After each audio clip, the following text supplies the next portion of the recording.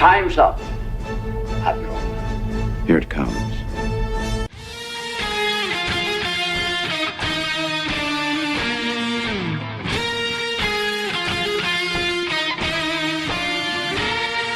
By the power of Grayskull!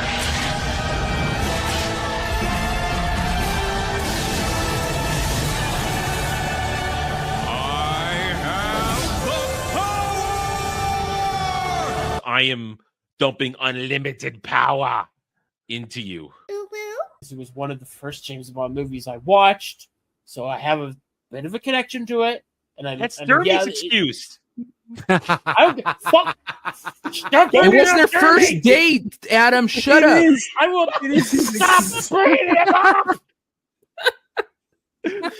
I don't give a fuck what that wannabe VTuber cunt wants to say. Okay, let me have my moment. Imagine for a moment, if you will, being Adam's neighbor. You're sitting in your favorite easy chair. Maybe you got a cup of tea, and you're reading your favorite book. And out of nowhere, through the wall, you hear this: "Culturally appropriate my dick." Dude, that's like a test of strength. That's not gay. That's like I'm gonna grip you. I'm gonna grip you harder than you grip me. We named zombies after you in that game.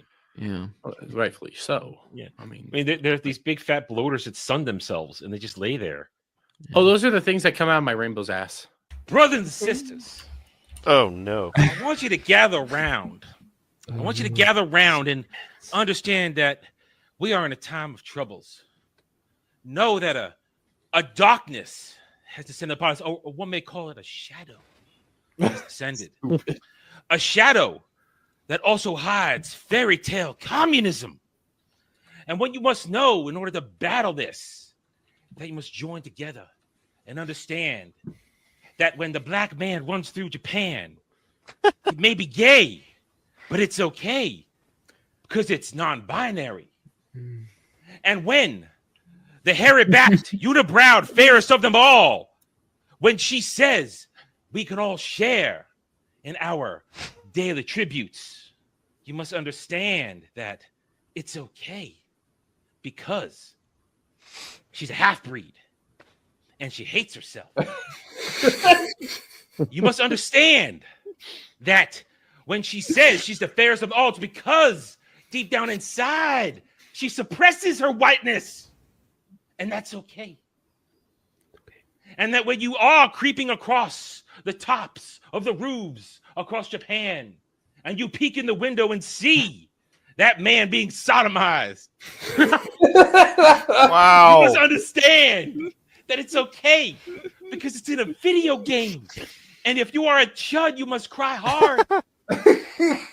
And remember, when we get through these dark times, through these shadows, and we leave the communist propaganda behind, when you are out with your family, walking through town, stay away from the pizza joints because you never know when the throat goat may be there. You can understand that throat goats are among us, and they will tempt you with the pizza. But do not listen to them, for they will not deliver on the promises that they make. That is why they are throat goats. Come. And then when I'm holding hands with Dermy, it's going to be worse. I did that. I've done that. I have the video here. Just think of that. You're going to be holding his hand and think about what that hand's been holding. Technically, you touched Dermy's penis. I want to blow him up. Let me blow him up. Oh, yeah. Take it. There we go. All better now. Man, titties are the greatest things on earth. Why was I muted? I don't know why I was muted. Hi, everybody. Devil, I'm feeling lazy tonight. I'm so lazy I reused the thumbnail from a year ago. I just couldn't. I could not muster the creative energy to search out a random pretty anime girl and choose a background to basically put her in front of and put it. I just couldn't do it. Should have contacted Cloud. He has a whole freaking file full I of don't. anime. No, they're all. girls. I don't want Cloud's files. These anime girls I find are tasteful. These are tasteful girls, not whatever lewdness he finds. Hello, everybody. Welcome to Mellow Mondays, where I strive to provide for you the toppest tier of entertainment and things possible. It's a Monday. It's been a long day, and I had to deal with some stuff this evening, not directly related to me, but I had to deal with some stuff, and it's left an unsettling feeling and sour taste in my brain, and I don't like it. Let's just say, scummy people are scummy people, and uh, I hope they get everything they deserve when they try to fuck with other people just to cover their own asses. Just do that. And it's unsettling when you have to deal with it. Even when it doesn't directly have anything to do with you, but it does affect you still in a way. So it's unnerving, and I hate it. I hate it. Let's be honest. I mean, Devil, I think you're like this. Most of us just want to be left alone to do our work, to do our jobs, and when we're doing a good job, just leave us alone. We're not trying to make trouble. We're not trying to do anything. We're not asking for anything to be given to us, except to be left alone to do whatever we're doing. I'm not trying to bother anybody. Mhm. Some That's people pretty are much it. some people are incompetent and stupid, and you get in trouble because of their incompetent stupidity. Even you could try as hard as you want, and you could still run into trouble because it'll still hit you. That's why keep receipts. Keep receipts that prove that you're the competent one and that you did nothing wrong. Did nothing wrong. I'm not trying to be started off the sour down. I'm just if I seem a little low energy, it's because I'm a little drained mentally from something today. That's all. So I hope everybody's doing all right on this Monday. Hope you guys enjoyed every day. If you watched Daily Dive this afternoon, you know that when he gets here, Samuel's going to be strutting a little bit. Devil, do you know what happened this afternoon? No. All right, Sam dropped $20, and on Daily Dive, $20 means you get a video. I watched something, but Sam didn't have anything in mind. He was just about hose drinking and stuff. And he said, "You choose a video." So of course, I started searching hose videos on YouTube. Oh, that's a bad idea. It was just regular hose videos. Nothing sick or deranged or twisted. Not like what Prof made me have to go through for that game he made me play. But no, so we Sam chose the top 7 hoses of 2025 so far. And we had our fun. Then at the very end, the Flowzilla, what we think was an AI generated narrator, that's what we think at this point, says, and if the kids are there, it's safe for the kids to take a sip from the hose. It was like, no, no, damn it. And I said, I swear to God, if this freaking thing tells us at one point it's safe to drink from the hose, I'm gonna lose it, and I did. It wasn't fair. The Flowzilla, and I said, I swear to God, one day I have a PO box. A fucking Flowzilla is gonna appear in that PO box. I swear to God, it's gonna be there. Oh man, yeah. So there we go. Goddamn hoses. No. Anyway, how are you, Devil? I'm good. Busy today, but I was able to make it back home in time. So nice. Did you have a good weekend? Well, this is my weekend, so pretty much. Yeah. Sorry, it's a reflexive question. I'm sorry. You ask it. You're thinking, but yeah, no. You guys play some Dark Tide. You guys play a little Dark Tide this weekend. And I totally pushed you onto Alf so that we could keep playing the higher difficulty level. I totally did that. It's like, well, literally, we had 4 people, and Alf had an opening when I did that. So I'm like, okay, I'm just gonna send Devil up there. They'll level him up. We're gonna keep playing. Yeah, turns out I took Cash's spot because Cash had to drop just for a minute, and then like second I got there, like literally a minute later, he comes back, and I felt bad. Never feel bad. Gotta muscle your way in there. Say, I'm gonna play now. And Al doesn't feel bad about it. Neither would I have, because we got to keep leveling you up. We got to keep getting you comfortable with the game, getting your gear up because we're as long as Kel is putting us into difficulties, he is now crossed to the on his arbiter. He's can now put us into the 4th highest difficulty tier, the damnation tier, which I haven't played a damnation tier level mission yet, but I'm getting pretty comfortable with that because we were playing those level 3 heresy missions the other night on Saturday, and damn, they ain't as scary as they used to be. My arbiter is handling that shit, and I love it. I love my arbiter. It's great. It's a lot of I think fun. we played one heresy and we beat it. Yeah, I mean, suddenly the heresies I think, and it's partially thanks to you because you've been wanting to play during the week a little bit, so that during the night. So we've had a couple casual sessions going on here and there. We've been able to more consistently be in the game and farm, or at least be around more to try and get some better gear off the shops, which is how you get it. I mean, very rarely does an Emperor's Gift actually be good unless you're really lucky. So I mean, I've gotten a couple better pieces of gear in the past week and a half, which has substantially improved my arbiter. So I'm doing a lot better, and it because we used to try and do heresies when we were playing a little more infrequently a couple months ago. We go in there and it was a nightmare. Too many monsters, getting our asses kicked, can't control the waves, too many armored beasts. Now it's like, oh, here they come. I'm fine. Knock them down. My dog's mauling them. It's great. I love it. And I can't wait to keep playing. It's good. It's a good time. Dark Tide is a good time. Damn it, hiccups.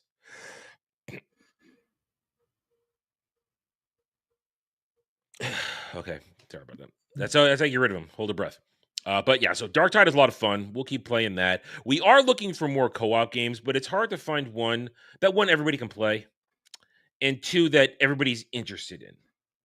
We got lucky. 40K games are good. We still like Starship Troopers, and we're having fun. But it is hard to find one that works, that everybody can play, and that is interesting. I really wish that Friday the 13th servers didn't shut down. That would have been a fun game for all of us to play, a group of us. For some of you, I'm not into that kind of stuff. I would have sat that one out, but I know there's some of you guys. You're right. Some of you guys probably would have fun with it, but yeah, not my thing. I want more fantasy based stuff. I'd like a good fantasy based thing, and I'm not talking like Warhammer Fantasy Vermintide or something. I'm like something new, something like that. But I have a real thirst for a type of fantasy based game, really solo game, not even co-op or PV, really just solo play that doesn't exist right now. It isn't there. It's not happening, and it sucks. And I don't think I'm going to get it anytime soon because I don't think there's a demand for the kind of game I'm thinking of. Where I'm thinking of essentially kind of a PV experience where there's no real essential story to the game, but you're centered in a capital of the city.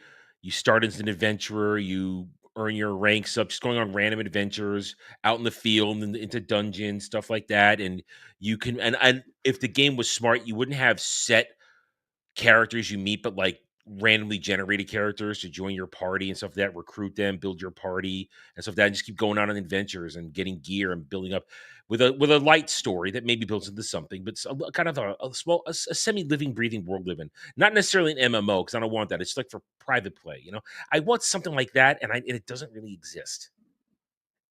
And it saddens me a little bit because that's what I really want. I've been watching a lot of anime like that recently. That's why it's in my head. I want all that stuff. Oh, look who's here, Mr. Hoseman himself. I mean, you proud of yourself? You proud of yourself? I gotta say, man, that was the most entertaining morning I've had in a minute. I did not expect that video to go that way.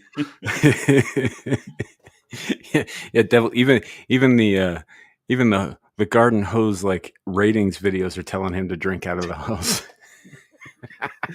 I tell you, one of the Flowzilla, one day, if I get a PO box, that Flowzilla is going to be in there. I swear to God, it is, because it's the safe one to drink from. Yeah. How you doing? I'm hot as fuck because I didn't have my air conditioning on when I left, and now I'm back, Ooh. and it's hot as shit in here because the insulation blows. Oh, that sucks. And you got to be careful because you gotta lower that shit 1 degree at a time if you don't want your systems to go nuts. And also, it costs more if you try and lower it in blocks. At least I was taught that by a thermostat guy once. He said, "Dude, when it's hot in here, when your temperature up, just lower it 1 degree at a time, and it'll save you money and it won't stress the system." So HVAC guy, I was like HVAC guy once told me that. So I try to leave it at the base at 75 for in the summer, and then if it's like right now, it is freaking hot here. I keep it at 74 right now, but I like to keep it around there. When I go to bed, 73. But yeah, I'm sorry. So stay cool. Have a nice drink, and now that you're Yeah, here, I keep it at 65. that's really cold for me. I mean, I'm always warm, but I couldn't keep it that cold. That's really cold, at least for me. I can't do that. Well, seeing as how it is currently 92 in the apartment, I think I'm gonna lag, man. I Oh. got to reset. Hold on. Okay, all right, that's right. That's fine. Yeah, it's 75 outside and 74 in here right now, so it's all right. So, all right, now that Sam is here, once he gets back, I've got one topic to talk about, one article, and a couple conversation starters. One's a carryover from last week because we had the scheduling conflict where we had to do Wormhole Watch because X-Ray Girl was our guest, and she could only do recordings on Mondays instead of Sundays due to Gary's schedule. So we had to do that Monday, and it was a good thing I did because we did carry over a little bit into our start time, and that's exactly what I didn't want to have to do. Didn't want to have to rush anything. So I'm glad I'm glad I didn't try to like all jammed in there. And that's the thing.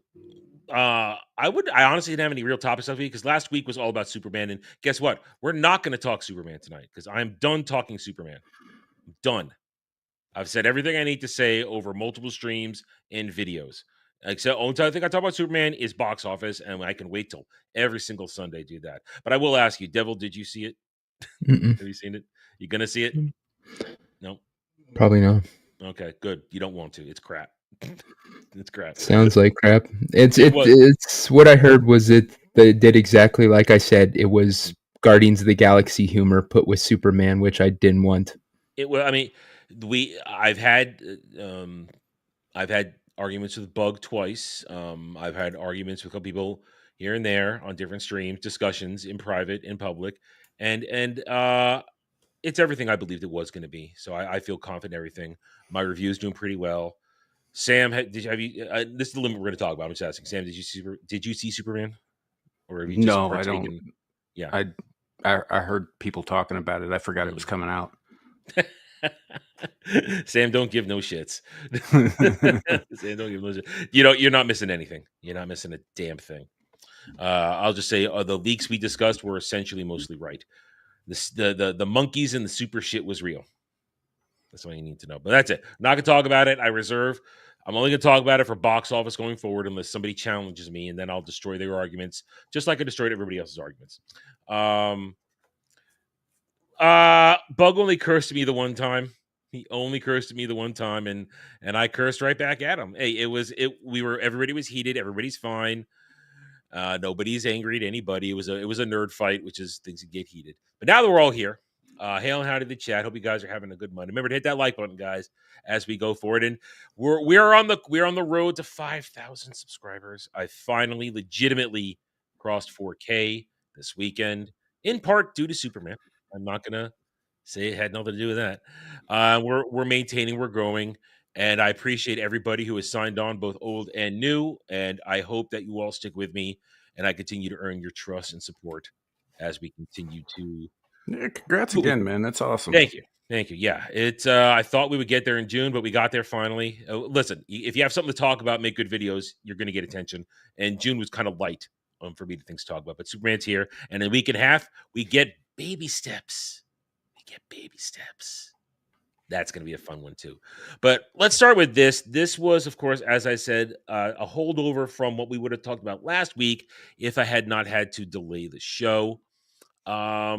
Most of the time, I could give two shits if somebody gets a star on the Hollywood Walk of Fame. I think it's all mostly glad handing and bullshit. But once in a while, somebody who does really deserve it gets there. And I would like to take a moment to congratulate one Keith David for getting his star on the Hollywood Walk of Fame. There is a man who has provided us with so much entertainment across so many different platforms of entertainment. Oh yeah, and it's fantastic. I mean, he will always be Goliath to me.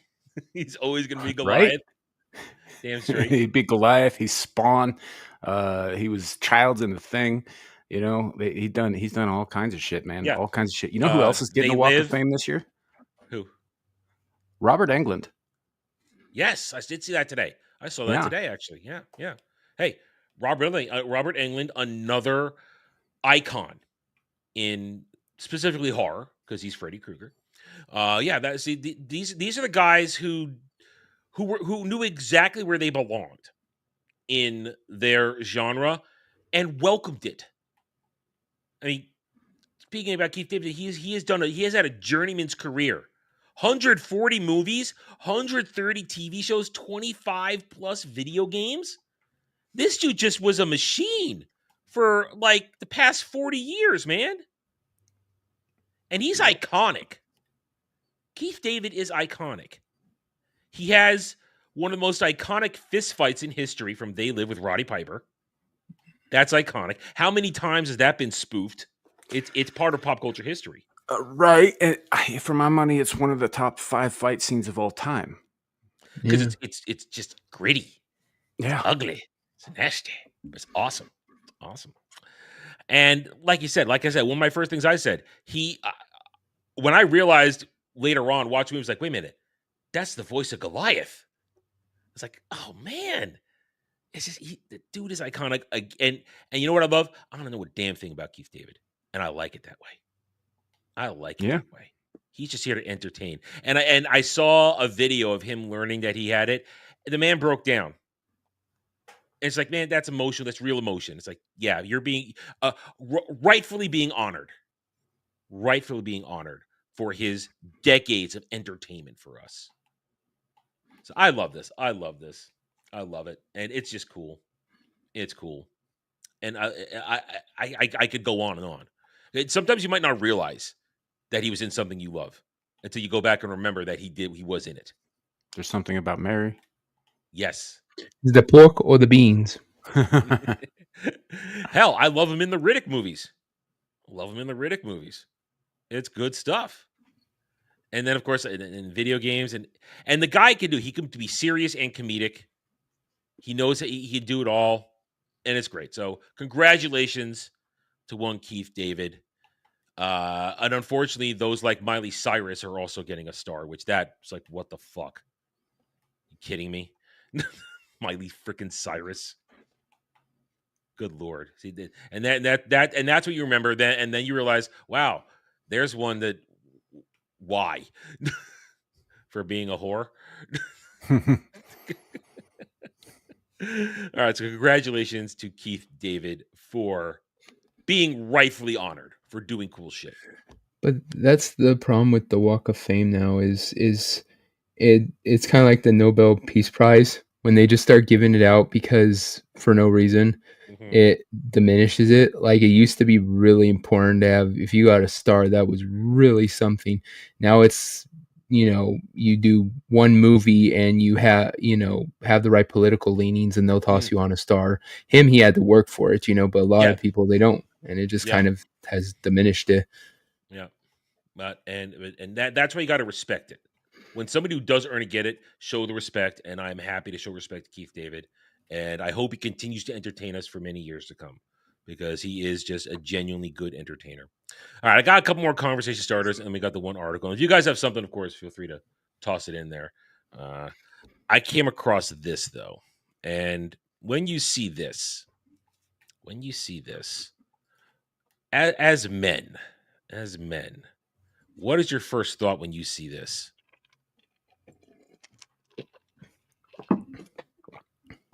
Is that a stick? That is a sword.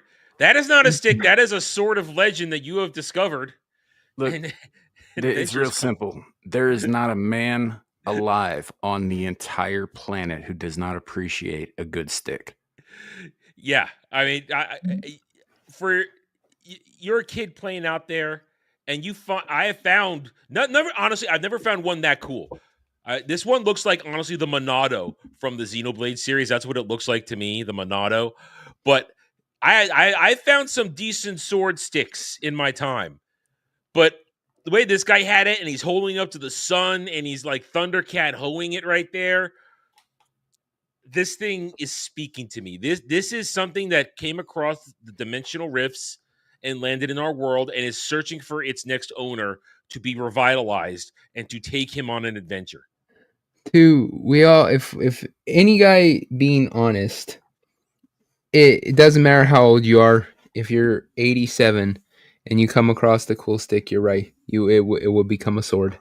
Yes. The difference is, I've gone past the point where I would ever put it in photo form and put it out there on the internet. Like I would be on the beach right with this dude fucking sitting there going, "This is the coolest stick ever," and you know, using it as a sword. But yeah, a second he's all like, "I'm gonna pull out my camera and take a picture." I'm gonna be like, "Fuck no, you ain't." Now, if I'm out there, it's like, okay, he's got his stick. I need to find my stick because I must fight this man. Exactly. I must duel this man for superiority, but I need my own power sword now. My stick sword.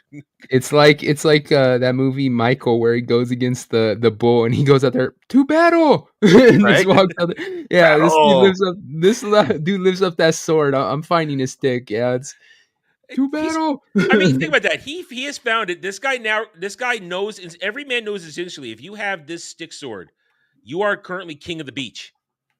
You are the alpha of the beach, and if you have that in you, you're like thinking, okay, well, no, I must now challenge him, but I do not have a stick worthy yet. I must now go foraging through the driftwood for my own stick sword. Or if you're in the forest, you will go as far as that stick hasn't fallen off the tree, but I'm gonna rip it off because it's the right kind of stick. Because I cannot stand by and let this man emasculate me with his better sword stick.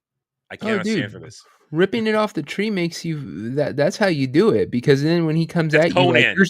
your Conan, sword though. isn't as cool as mine. You can be like, you found yours. I had to earn mine, bitch. Yeah, I'm gonna Conan this shit and take it. I'm gonna take it and I'm gonna fight you. But this is what I love. All jokes aside, this is what being a dude is all about. If you grew up in the right era. If you grew up in the right era where swords and sorcery and stuff like that was a thing, and it's kind of just a part of your DNA, this is what gets you happy. You're like, dude, this is cool stuff. And your thoughts go to just, I'm not going to call it childish. I'm going to call it childlike, a childlike enthusiasm to just embrace the possibility that this piece of wood has developed in such a strange shape that it looks like a sword. And for a moment, you're thinking, I am the hero of this story. And God damn it, if I pick up this stick, just maybe I'm going to go on an adventure. Just maybe. Admit it. You see this stick, you think there's that 0.001% chance that you have found a sword that will now begin your adventure. It's there. There's always that slim possibility in your mind. You're lying if you say you don't. No, man, I've got sticks to this day that I've had since I was 12. I've moved too much to keep anything like that. Oh, I don't own that much shit. So yeah. I've had to jettison shit as I go along because I've moved across many state lines. So girls can't understand it, like literally, if you had a cop car pull up at the top of the beach and a girl cop said, she'd be like, "Oh my god, we gotta go down there and break this up," and the guy cop would be like, "Woman, it's okay. Wait, just they're gonna settle it themselves. You don't understand what's going on here." No one's gonna get hurt. Maybe, well, a little nerd ego might get hurt, but no one's gonna seriously get hurt. Trust me, they're gonna settle this. And then the girl goes, "But they're fighting with sticks. We gotta go down there and break that." Oh no, I'm gonna go find a stick because I'm challenging the winner. It's like, yes, I am taking off this badge. I am not a cop. We have just found the sword in the stone, and we're fighting for kingship here. You do not understand. And then here comes the kid. It's like, oh yeah, my stick looks like a laser pistol. Pew! And you're like, no, what are you doing? This is a sword fight. No, I have found this laser gun. Because there Damn were it, the Toby. guns too. We told you last time that shit don't work. Stop being stupid. That's the thing too. There's always the kid that's gonna walk and say, I've got the laser pistol. It's like, dude, we're in a fantasy setting.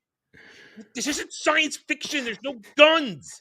Did you ever play the South Park RPGs? I was just gonna say, yeah, True. they make a joke True. about that.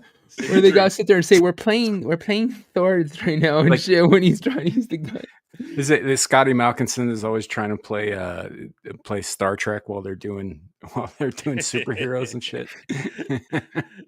Yeah, that was birthed out of the George R. R. Martin Game of Thrones episodes, the console wars episodes, and then at the end they go, we have this stick and his Stick of Truth, and then of course the game happened. And Stick of Truth is a fantastic game. That's a great game. I would argue the Fractured Butthole is actually better, but yeah, Stick of Truth is great. I never played Fractured Butthole, so I cannot compare. I played them both back to back. Yeah, it's a direct sequel, except they go to superheroes instead of fantasy. Yeah, based off the superhero stuff, and which was I'll never forget watching the first episode of that, and they essentially called Obama the coon. If you recall, when Mysterion was first introduced and the Coon and friends were also introduced, eventually Cartman gets fed up with everybody not wanting to play his way, that he goes and makes a pact with the Dark Lord Cthulhu and destroys the East Coast. Yep. Cthulhu, you're so nice. Yeah. It's a great fucking epic. And it's a three-parter, but yeah. and then Boo Berry Kid. Chosen one, and he's pelting Cthulhu with cereal. Like, I am the chosen one. What? I thought, and Kenny's like, wait, I thought I was the chosen one. No, your parents just made a deal with the devil. That's great. That's good. Yeah, I mean, I haven't played Fractured Butthole. Maybe someday I will, but I remember I got Stick of Truth on sale for $3 on a Black Friday on Steam, and I enjoyed the hell out of that. I mean, I never realized that I would enjoy a South Park game so much in that moment. And I mean, that game just got crazier and crazier. But it's the essential thing of boys will take any little thing and it can become so important. Oh yeah, it's glorious. It's so much fun. It's so much fun to think like I don't know if kids even play like this anymore these days. You know, I don't know. Well, they don't go outside. They don't talk to each other except through like game chats and shit. Mm-hmm. You know, no, it's nothing like it was when we were young. I mean, I had he was a sort of buddy. He was one of those summertime buddies. You know, you had your school year friends and you had your summer friends, and this guy I sort of crossed over a little bit between the periods. And his dad was a airline pilot, and he had rebuilt like a 747 cockpit in their garage a little bit. And this kid also had he had a collection of old laser tag stuff. Oh, nice. So he had not only the pistols, but he had the big white laser tag rifles. Remember those? Oh yeah. Yeah. So we would just start playing a game of, okay, this 747 cockpit, it's our spaceship, and we're flying around doing shit, and then we get on bikes when we want to go explore wherever we landed. We're like landing parties. Landing parties, exactly, landing parties. So we get on the bikes and we're loaded down with like laser tag guns, and we're just riding around the neighborhood, just lost in our fantasy world. That's what this is when Adam breaks into those summer nights from Greece. No, I went home. No, I went home every time. There were no nights. But yeah, so that's the kind of shit we did back then, man. You grabbed the toys, you had the fun, the excitement. You rode around on the bikes in the neighborhood. I mean, it was his neighborhood, not mine. My neighborhood was not suited for bike riding where it was, but because it was just the way the road was, a dangerous road. Navasink River Road. You do not ride bikes on that road. Probably not even today. But so we did shit back then. Mm-hmm. You would go out You would walk around. You would find things to do. I mean, and then we still played video games. We did all that too. But there was the proper mix to what Yeah, because Sam our parents said. kicked us out of the house. No, we didn't get kicked You out of know. the house. It's Oh, just maybe you I didn't. did. no, I didn't get kicked out of the house. You didn't have to drink hose water. You know, No, I you probably didn't. had Jeeves bringing you your fucking juice box on a silver platter. Nobody brought me a juice box. I got my own juice box. You got put outside. Your parents closed the door and said, "Don't come back till the lights on the street come on." Pretty much, yeah. Yep. That made you survivor, man. You had to learn how to fucking scavenge for food and shit. You weren't now eating lunch. now am I gonna get in trouble for having a peanut butter jelly sandwich made for me? Am I gonna get in Oh trouble for God, that you too? pampered little man. What the hell? It's a peanut butter jelly sandwich. I fucking found out you could cook and eat freaking sunflowers, like the actual big flower, because that was the only way I was gonna survive this summer. You're Yeah. a liar. I did. So we had sunflowers. We also had like blackberries and raspberries and shit like that. Yep.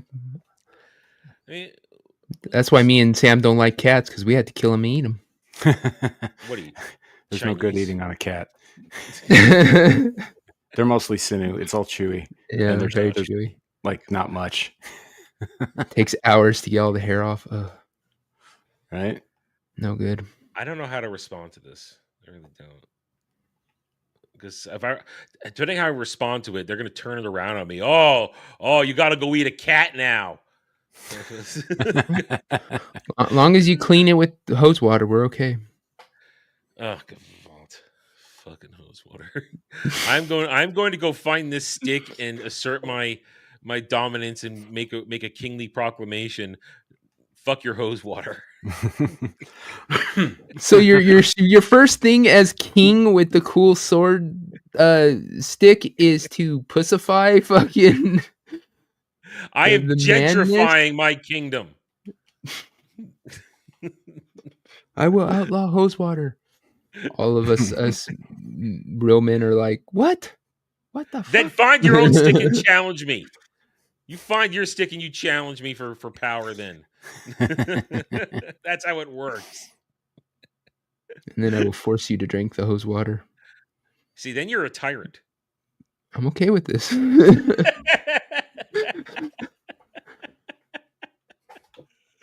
Oh man. So I saw this and I knew it would generate manly young thoughts. And I do like the idea that he held it up to the sunlight here. Going a little Thundercats ho. I appreciate that. But Devil, you are right. You don't take pictures and put it on social media though. You don't do that. Man points are lost. And why is he wearing that towel around himself like a skirt? Does he not have pants on under there? It is a little gay. I could take this guy. You sure about that? Yeah, I'm sure about that. I outweigh him by at least 50 pounds. He's not gonna. He's got skinny legs. I wouldn't even need another stick. I could wrest this stick of power from his hands. I could just. I would just like rip it out and then beat him with it. You're not worthy. I would do that. He's a ginger too. Look at that. He's a ginger.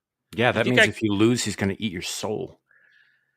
You know what? I have I have my own ginger. I can counteract that. All right. I can just put Jed out there and he can counteract it with his own ginger abilities. I don't know. Jed will be like, yeah, here, Jed, you could speak ginger. Warn him of what is going to happen. As he's trying to take Adam's soul, freaking Jed runs up and says, I already have claim. Probably not wrong. It's mine. It's mine when he dies. God damn it! I was here first. I called dibs. I would say, Jed, you speak ginger. Tell this guy I want his sword stick.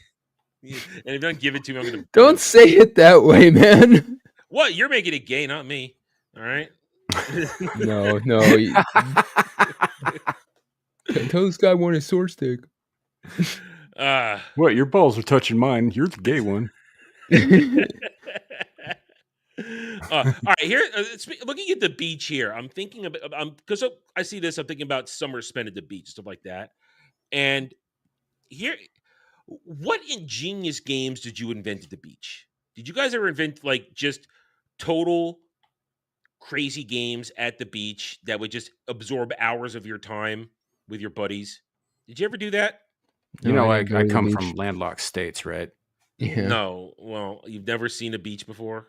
Yeah, but all we did was get in the boats and like go fishing and shit. Well, I lived on the coast, so I went to the beach during summers. Okay. Right. All Which right. is, again, something that you have that I did not have, Mr. Well, Privilege. Mr. Privilege. I just so happen to live on the East Coast. It's my privilege. Absolutely your privilege. What are you talking about? You wouldn't say that if you lived in New Jersey, okay? No, he'd be Jim Tan laundering right now. Point is, one of the coolest things I always liked on the beach that we did, and I didn't invent this, somebody else did it, but I was part of the group that we perfected it. We made it better. Something called a ball course. Because after the nor'easter in the early 90s that altered the topography of the beach, our beach was at like a really big slant where there was a hill. So because of that, we got the idea we would get buckets of water, get tennis balls, and we would spend hours making ball courses in the sand to have the base, put the ball in and have it traverse various tunnels and bridges and angles. And we would just be obsessed for hours doing that kind of shit. But that's what you did. You applied boyhood genius to just entertain yourselves for hours. And it was great. It was fun. And I wonder if kids today even have that in them. I don't know. No, they'd be on their phone. I mean, we took breaks, went inside. There was a game room. It had The Simpsons in it, had a couple of games, had a ping pong table. And we did that, but we'd always end up back outside playing in the sand, playing in the ocean, jumping in the pool. Even though I lived in California, I didn't go to the beach too much. Mostly because I don't go in the ocean for nothing. So it was just going to the beach just meant, oh crap, I'm gonna fucking have to sit there and clean sand out of my fucking shoes for 12 hours afterwards. Man, so am I the only one here who has fond memories of playing with the other kids at the beach and having a good time? I'm the only one here. Well, if I got to go under the fucking floors at the beach club and look up girls' skirts, maybe I'd have more fonder memories too. But well, listen, I've told you that story. That didn't end well when we did that. That did not end the way we thought it would. I've told you that story. I saw things that no 11-year-old should see. It was a horror. I'm remembering it now. The photographic memory kicked in there. Ugh. And then, running for your lives when the owners of the beach club and his stooges come, what are you kids doing under there? Ah, cheese it. Get out of there. Run. Mommy. There's people under the bed, people under the things. What? I think you'd be in a great like Wes Craven movie called People Under the Bleachers. people under the boards, right? Under the lockers. Oh man, listen, summers were fun when you're a kid. They can be. And beach is an example. I mean, there are other things one can go do during those times, go and have fun. And I'm still making the case that once upon a time, like Sam said, we were out there doing shit. And I don't want to say it wasn't as dangerous back then, but I don't know. It didn't feel as dangerous as it is now, too. There is a level more level of danger out there than maybe used to be. I think we're just told it. We've been set to be afraid of our own shadows at this point. When we were kids, there were still P words. There were still people who would kill a kid. There was still bad things out there. It's just our parents didn't fucking make us, scared of our own shadows. And so we would go out there and if you got kidnapped and killed, oh well. We also you ran in take risks. packs. We ran in packs. There was like 6 or 7 of us at a time back then. We weren't like running around by ourselves in like just like 1 or 2. There were packs of us. We were never alone. There was always times where you're alone. You take off to go home while your friends are heading the other direction, and you've got 6, 7 blocks there where you're just by yourself. Well, yes and no. I mean, we live in Monmouth County, New Jersey, everybody lived. That's like one of the bigger counties in there. So everybody was all over the place. Nobody lived near each other. So parents were always coming to pick people up. So that wasn't our experience. We always got picked up at the end of the day, and somebody or carpooled. One parent picked everybody up and dropped them off at their various homes because it was a line along there. Privileged. Yeah, you got chauffeured around, man. Oh, I'll take Adam home. He'll be safe. My parents were like, here's a freaking a whistle. A whistle? Yeah. For what? So they can find me while I'm being raped. God damn.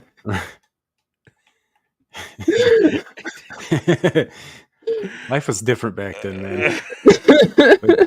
Y'all remember the scares involving the fucking stories about psychos putting razor blades and fucking candy on Halloween? Yeah. I mean, yeah, I remember that. Yeah. I think that was just a way for my parents to eat all my fucking candy. Oh, it did happen one time, but it was one fucking time, right? It wasn't like nationwide or anything like that. My mom would be like, "This Snickers looks a little iffy. That one's mine." All right, let's see. Oh, yep. This Charleston chew definitely looks a little hinky. Oh, she could keep the Charleston chew. She can keep Next thing you know, you get like a freaking Tootsie box Roll. of raisins. And the box of raisins. Box of raisins, Tootsie Roll, and like one of the sweet tarts left. And you're like, fuck those houses that give you box of raisins on Halloween as a kid. Fuck those houses. Like, fuck you. You bastards. It's the one night a year where no one's going to question us going grabbing candy, and you're putting fucking raisins in the bucket. Screw you to the max. Terrible. All right. Well, I think we've challenged our childhood dreams enough. And I tell them the story. It's going to be Adam was privileged because something or other. Oh, I'm just fucking with you, man. All right. Let's see. I've got one more conversation starter, and it is semi-Superman related. But I have this question for you guys, especially Sam, because you are as familiar with comic books over the eras as I am. When I say John Jones, Martian Manhunter, do you immediately associate him with being black? No, because he's not black. Well, then I wonder why every time we come back around for live action DC stuff, and they've done it in television multiple times, why are they always pitching black dudes to play John Jones?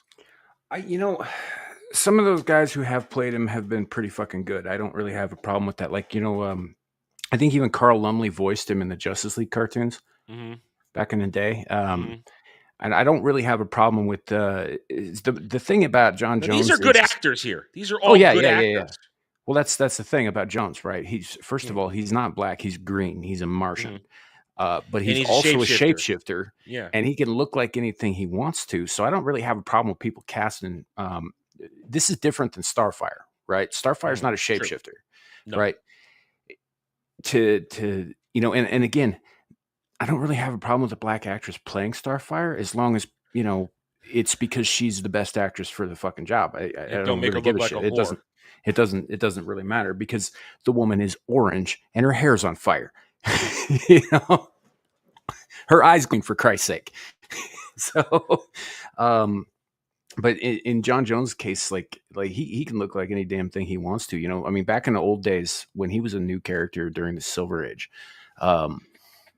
his alter ego was a white guy, right? And it wasn't because they were like, oh, he's got to be presented as white. They weren't even thinking like that back then. It was because his character, when he came to Earth, right?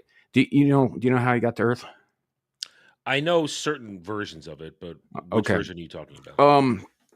Generally speaking, there was a scientist who created this kind of special spectrometer telescope or whatever because he wanted to really look at Mars. But what he didn't realize is that he essentially made a teleportation device. And so when he turns it on, it transports the last green Martian to his laboratory, which of course startled him because John is in his native form, which is very inhuman looking. Yeah. Right. I mean, this And, form right here is made more humanoid, so people are not so startled. Pretty much. And later on, when they got used to him, he started having more pointy head because it was a little bit closer to what his actual form is. But the scientist died of a heart attack, and he had no way back, so he had to figure out a way to live here. And television was how he learned the language, right? Television, and obviously he's a telepath and all that, but he didn't go around people for a while. So he watched a lot of television, and one of the characters on a cop show was this detective, John Jones, which is sounded kind of like his name, John Jones. John, yep. And so he sort of adopted that face and that persona and got a job, as a detective with the local PD and all that shit and doing all that stuff. But that's how he walked around with that. But it wasn't because the guy was white. It was because it was one of the first faces he ever saw that wasn't the dead scientist.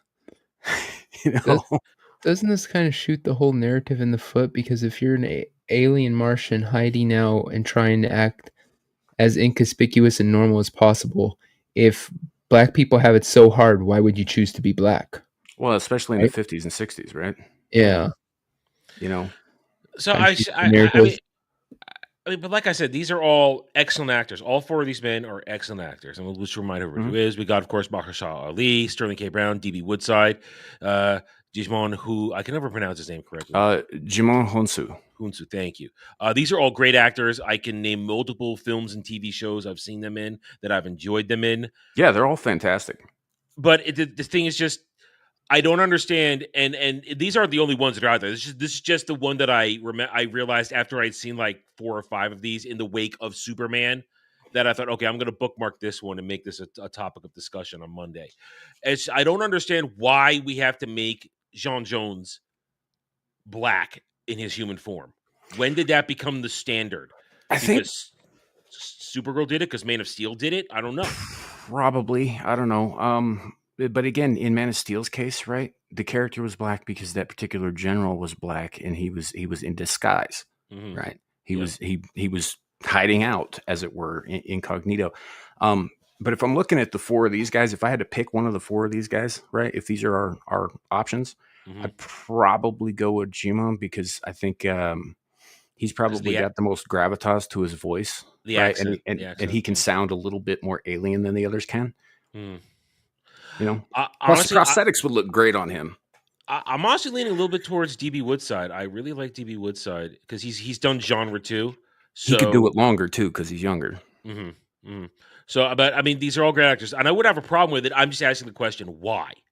And why these retarded accounts all freaking do this shit? I mean, well, we know why they do it, but I mean, why is it the default? And I'm just curious because John Jones is black coded. Did you know that he's totally black coded? I mean, he's the last survivor of a race of Martians that were wiped out by the white Martians, right? Yeah. who actually are written like space Nazis. Yeah, they are terrible. They're fucking horrendous fucking people, and they look horrendous too. Their design is monstrous comparatively to the Green Martians. But I love John Jones. I think John Jones is an outstanding character. Always entertaining. One of the best episodes of Paul Dini Bruce Timmverse is the Christmas episode where Clark brings him home to Kent Farm for Christmas, and at the very end of the episode, he's sitting in the windowsill and is in his actual form, holding the Kent cat, singing in Martian, and it's just so hauntingly beautiful. In that moment, it's the last son of Krypton, the last son of Mars, spending Christmas together, and Jean kind of just feeling comfortable enough to sing a song that no one has probably heard in forever. And it's just, that's good stuff. So I love the Martian Manhunter, and I would love to see him done well, because last time I saw him in anything personally before I tapped out was the Supergirl show. And the Supergirl show is not a great show. The guy who played him in that was pretty good. Yeah, but then again, they had him be Hank Henshaw, which was supposed to be big fucking mistake. Yeah, and Hank Henshaw isn't even black. Hank Henshaw is white. So and even if he was, in his lore, he changes himself to look like Superman. Yeah, which he didn't initially. Well, and then in that show, they still brought in the actual Hank Henshaw as Cyborg Superman in their weird way that they did it, and it's just why are we doing this? Why did you make him Hank Henshaw instead of John Jones? And it was just, oh man, and because I remember watching Supergirl season 1 when he revealed himself as Martian Manhunter, and I was like, "Fuck yeah! All right, Martian Manhunter. This is great. They're gonna bring in all the great heroes now, and they're doing it so well." And then season 1 ended, and they went to CW for season 2, and I just died a little inside for the next year until I tapped out. I was like, I can't do this anymore. I can't. It's so bad. CW-fying should be outlawed, which it kind of is because CW isn't really anything anymore, if it ever was.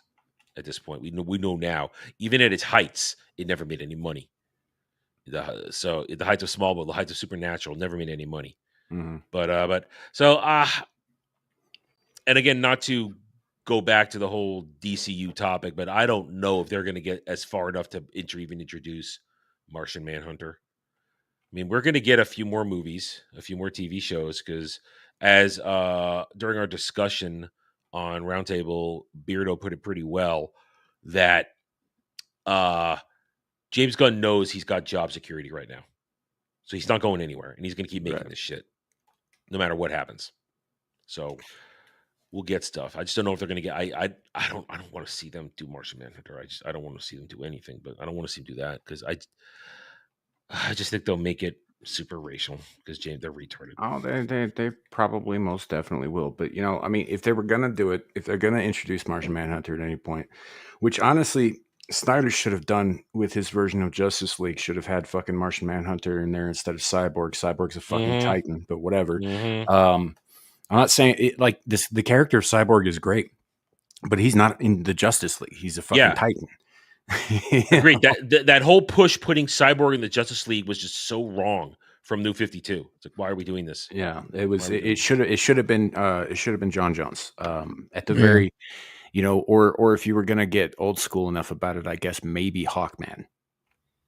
That would be really old school, but probably John Jones because he's most well known as the strategist. He's the communicator. He's the guy. Like they don't use like earbuds and shit to communicate because he just psychically links everybody on the mission.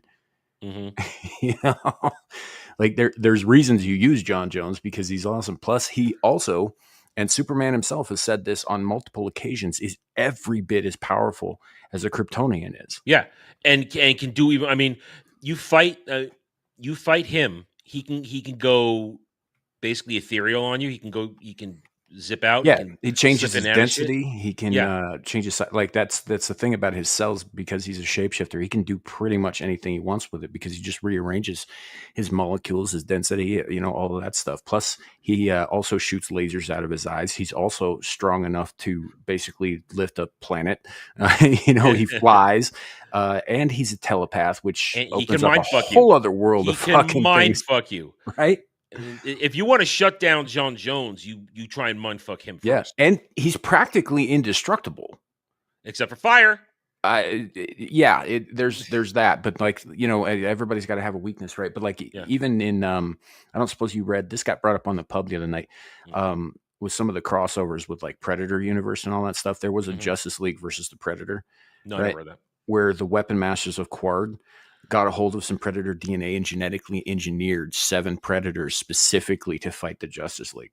Jeez. And the first one they take out is John Jones. And I'm thinking to myself, how the fuck did they do that? So they behead him, right?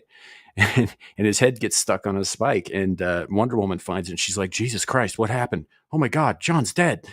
And he comes stumbling around a corner. And there's a face where his stomach should be. And he's like, yeah, I moved my brain. He's got no head on. What I love, and to like again how strong he is. What I love is during the finale of Justice League Unlimited, when Apocalypse is attacking the Earth, you've got Wonder Woman and her fire team fighting on the Great Wall of China, and they're being overrun. And suddenly you see this old elderly Chinese couple, and the guy goes to the wife, I'll handle this. She goes, are you sure? He says, don't worry. And he starts walking forward. One woman goes, sir, this is dangerous here. He goes, don't worry, I'll be fine. And he just grabs an apocalyptic tank after and just like beat and lifts it up and just starts slamming it around to beat up other parademons and shit like that, and then transforms into a Chinese dragon to take out another one, and then lands in front of them and reforms into Martian Manhunter. And Diana's like, John, where have you been? He's like, I've had so many adventures that I feel more human than ever. It's great. And he smiles, which is like the thing, because he left at the end of the previous season to find his to try and find himself, because he was so depressed. And he's like, I had so much, but right now, let's go to work. And they're like, yeah. And that's just an example of how freaking strong he is. It's like, oh, one hand and whipping around an apocalyptic tank, batting parademons aside. I love it. I'm almost, and with all the stuff we've been talking about lately, I'm so tempted to not finish my current watch of Batman animated series and go right to Superman, so I can get closer to starting another watch of Justice League. Just because. But I probably won't. I still got other things to watch and do. So I'm gonna be bad. I'm gonna still save it. Also, because my collection is not complete, as I always say. I still don't have New Adventures of Batman Superman, and I don't have Batman Beyond. And I feel like I must have it all before I do a proper full watch. I mean, it's one thing to slowly watch Batman the animated series because it's the beginning and you can just slow walk that. But once you get to a point, you got to get to the next section, and I don't have the next section after I finish Superman. So I recently bought the entire collection of James Bond because it was on Prime Deal days or whatever. So did you open up and throw away the Daniel Craig stuff? No, but it's in one case, so I can. It's like honestly, I mean, I'm not going to tell you to throw something out you pay money for, but I was like, I would just throw that out. Yeah, those 4 movies are separate from all the others in its own little case. I was all like, that makes sense. You shouldn't paint the other ones. Yeah, I'm gonna take this. I might not throw it out because you could give it away on a stream thing or something like that. Make it a gift or something like that, and I'm just gonna put it there in the corner of a closet under several things where it doesn't see the light of day and it can't contaminate anything. Because Daniel Craig isn't James Bond; he never was. Gift. It's a punishment. Well, then whoever pisses me off in the chat most is getting Daniel Craig collection. It's a gift. But I don't like it. It's a gift. You'll take it. Take it and like it. I'm still sitting on a gift I do want to eventually give, or have a. I don't know I don't know how I'm going to do it, but I want to, because when I bought my Batman the Animated Series, it came with a code for the entire thing on digital. Now it had an expiration date on it, but I think we know those things don't actually expire. It's still there and still good. So at some point, I would like to have it as a prize for something to give away. I just have never decided what. And also, it's the same 5 assholes in chat all the time, so I don't want to give one of you assholes anything. I want somebody who deserves it to be there. No, love to the chat. Love to the chat. Just fucking around. All right. That's this. This was a nice little detour. Good discussion. This was a serious one I want to talk about. So I've got one topic left. We might end a little bit early tonight because I am also feeling a little tired on stuff. But I do have one subject. You guys got anything you want to talk about before I break out my article? I've got a couple I can put in private chat if you want to use those. All right, let's see what we got. Let's see what you got. I'm all for it. One of them, unfortunately, is a side note to Superman. That's fine. Listen, we can't avoid talking about it. I'm just not going to belabor. Let me put it like this. I don't want to rehash the movie for the 20th time in the past 96 hours. You know? Yeah. That's it. I've done that enough. I've made my case. My review is out there. So Pedro's been pushing that. And then here's the other one. I have... Let me see. Have I seen this? I did see this today. So that was real. I didn't know that was real from Pedro. Yeah, and the hashtag, if you click on the hashtag, they have other pictures. They've been pushing this. It's like they want some gay freaking relationship. They're shipping them together, I guess. God. I mean, all right, so here it is. Pedro Pascal has shared artwork celebrating Fantastic Four and Superman. Where this hashtag Super Fantastic, they've been pushing that for a month now. The stands, the ones who are like, we're gonna eat so well this July. We've got Superman and Fantastic Four. Comic book fans are eating well. There's picture of them holding hands, and they have the hand outstretched for Mr. Fantastic, and they're holding hands. It's like, God, man. But this is not made by It's fans. so gay. This is made by retards who, and mind you, my Reed Richards lore is about this thick. I know the basics. I know a couple of the stories, and that's it, because I'm not a fan of the Fantastic Four, and I don't like Reed Richards. I've said it before. I'll say it again. He is the emergency level of Marvel. If something's too bad, they just bring in Reed Richards, and his big ass brain's gonna figure it out in a few pages, and everything's solved. He's plot armor for some things. I'm with you on that. The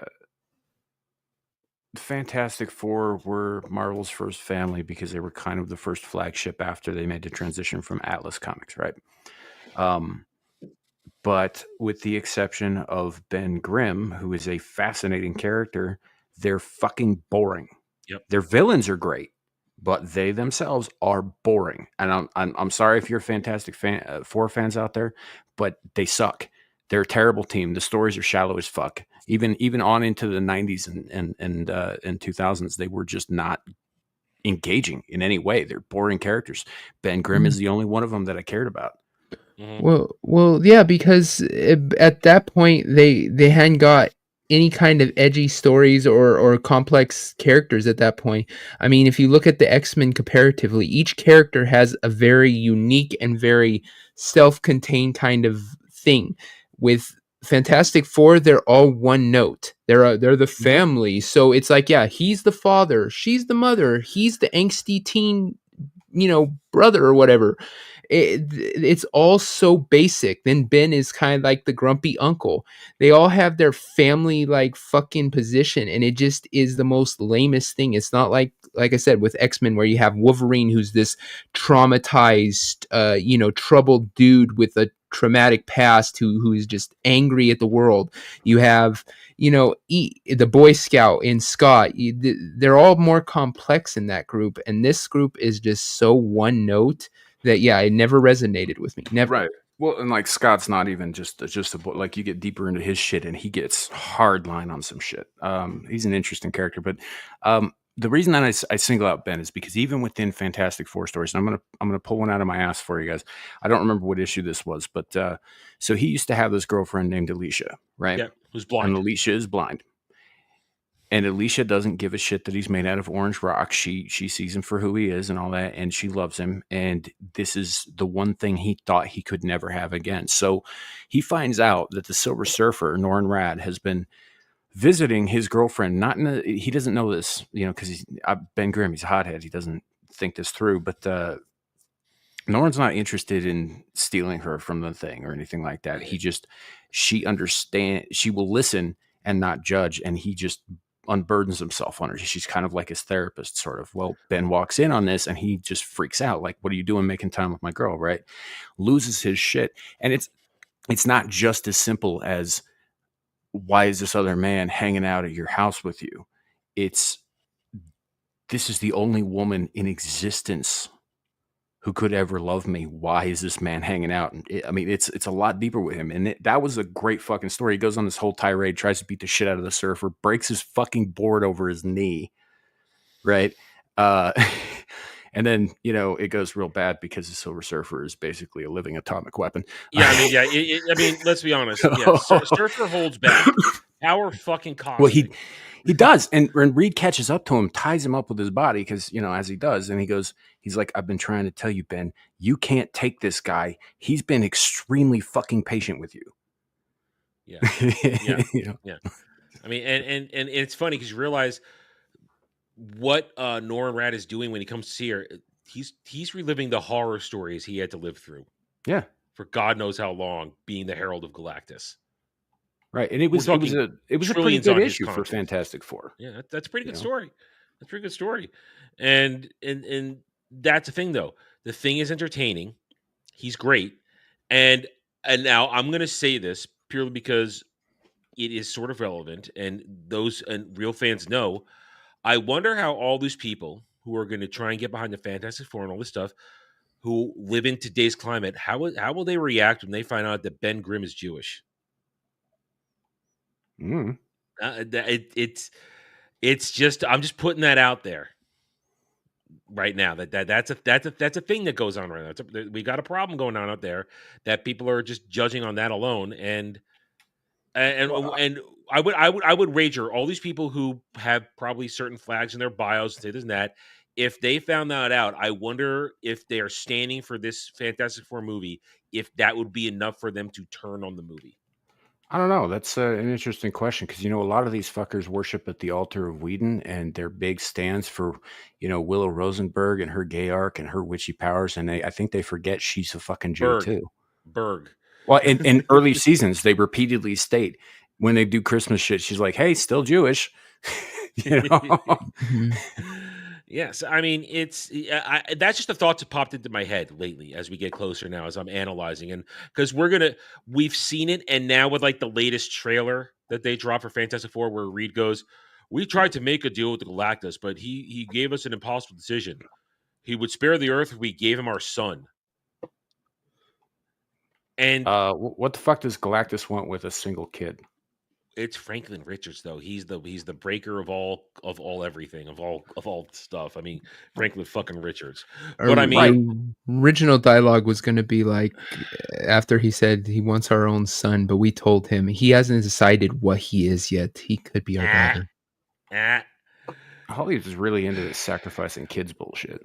Yeah, I know. So the thing is, though, I heard that and I realized, okay, I myself have written stories where, a child is kidnapped for this or that, or taken for one reason or not, and the parents will go to all ends possible to rescue their child.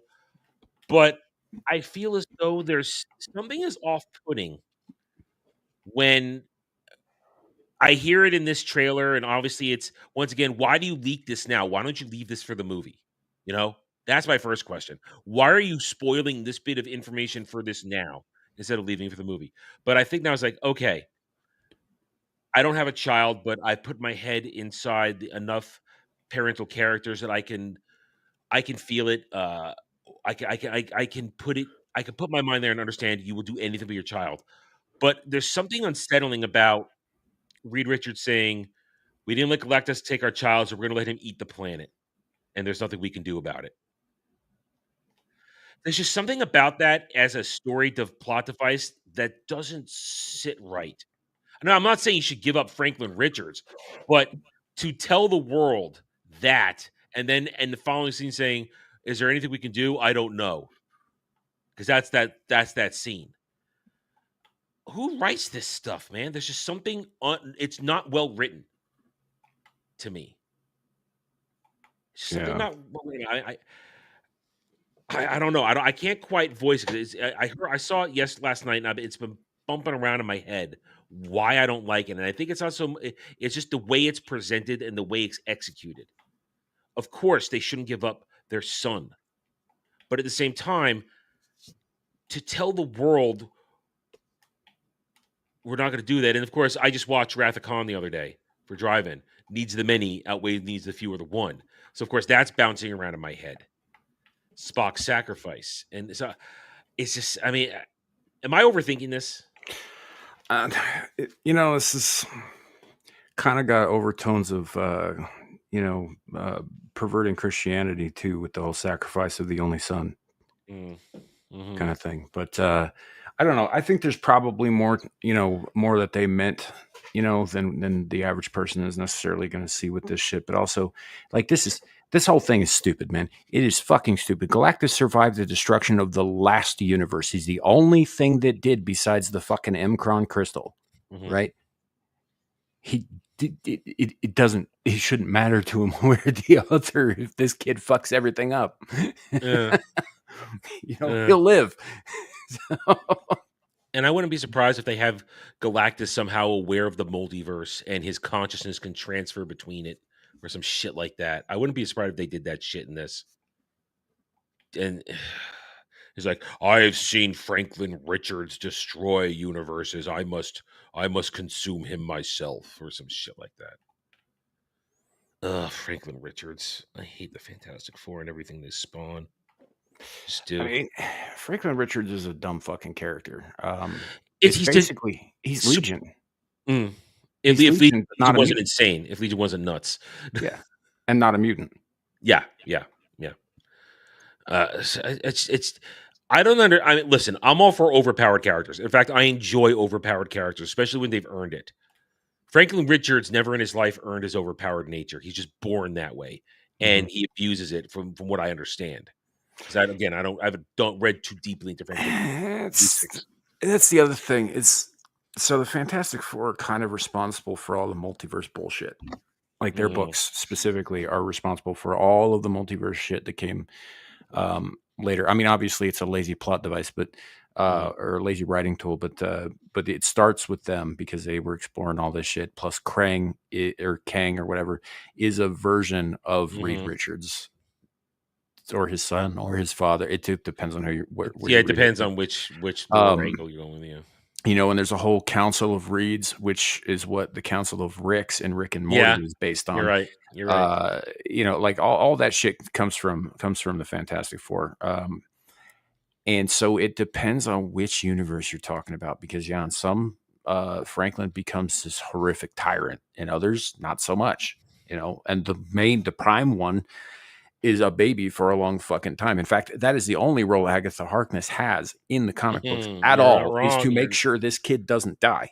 You're not wrong. That's it. She's the nanny. She's a very powerful nanny, but she's just the fucking nanny. Yeah, she's not some arch nemesis of the Scarlet Witch. Yeah.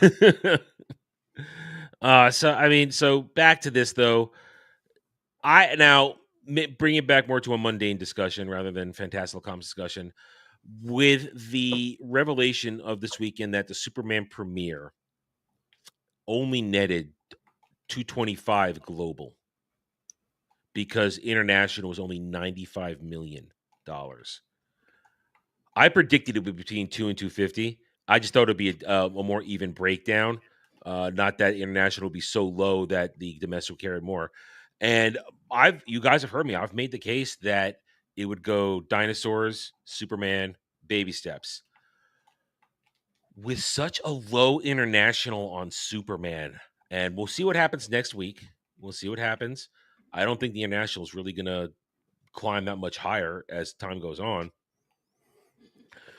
Considering the international number, especially Asia, seem very interested in Superman, and they might at least show up in the beginning for baby steps. I might be looking at being wrong just because I didn't understand how irrelevant James Gunn Superman would be to the world. That baby steps might actually come in second. I don't know. Baby steps is like, as far as interest, I had dramatically more interest in Superman, and I'm not even going to see it.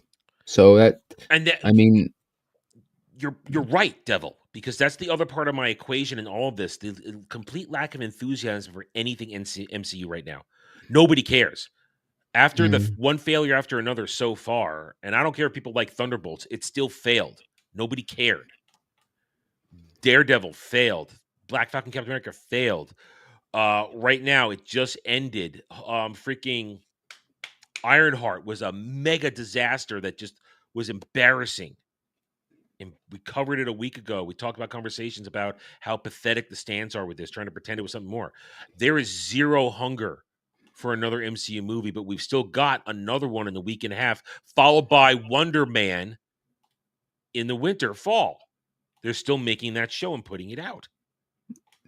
They, like, even if you could get past the kind of fatigue and just interest that people have for the MCU at this point, even if you get past that, this movie ain't the one to do it, because they have made it so unappealing for men.